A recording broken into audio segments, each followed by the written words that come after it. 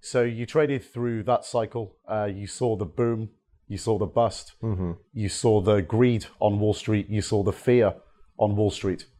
Then we kind of took off on a slow grind bull market, 02, 03, up to 07, escalating into the financial crisis in 08.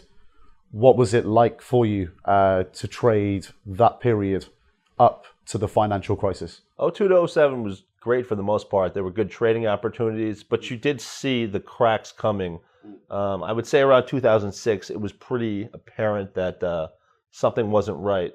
And the hard part about that was getting the timing right. Yeah. Because it was a year and a half before everything really crumbled. And then when it crumbled, it was like a game of Jenga.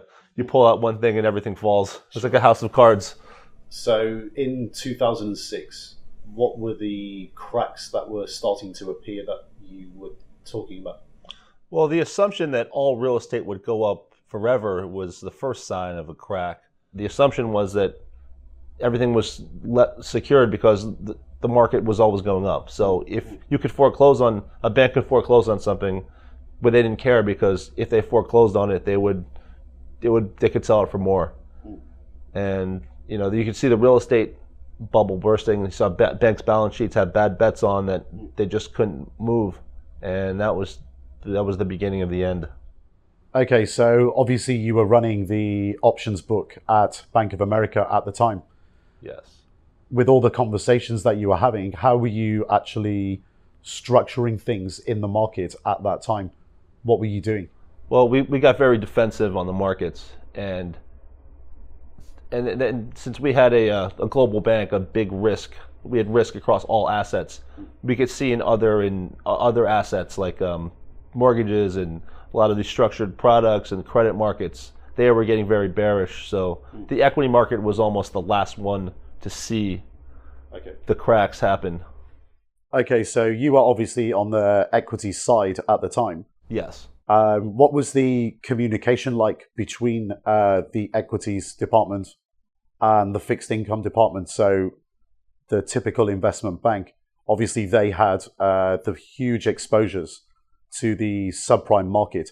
What was it like communicating between the two areas of the bank at the time?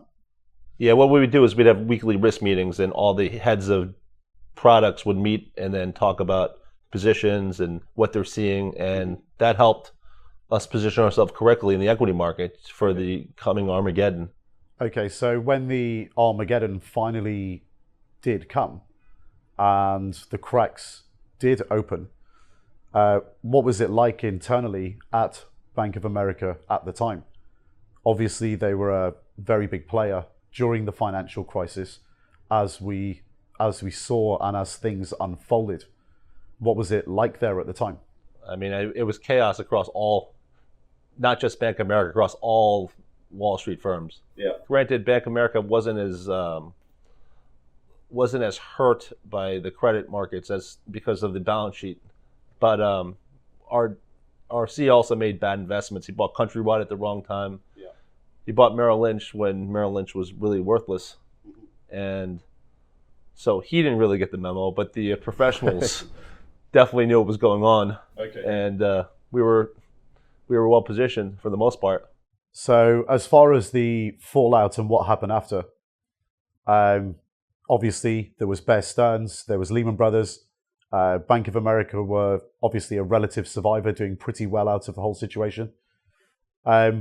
You were at Bank of America for another few years, then you went to Nomura? No, what happened was when Merrill Lynch and Bank of America merged, which was essentially a Merrill takeover of Bank of America securities, Merrill decided to just keep all their employees, and Bank of America was no longer needed. So I moved my team to Nomura, and we were there for about 3 years. We helped them launch their U.S. presence, and I retired in 2012 and walk away very happy with a lot of friends still there, and wish them.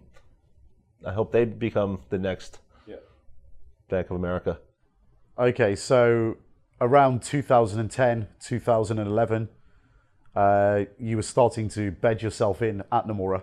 Yes. What was it like actually working at a Japanese bank versus a mainstream Wall Street bank like Bank of America? Well, it was just a little bit of a cultural difference. There were, Nomura wanted to be as hands off, just let America run the American business.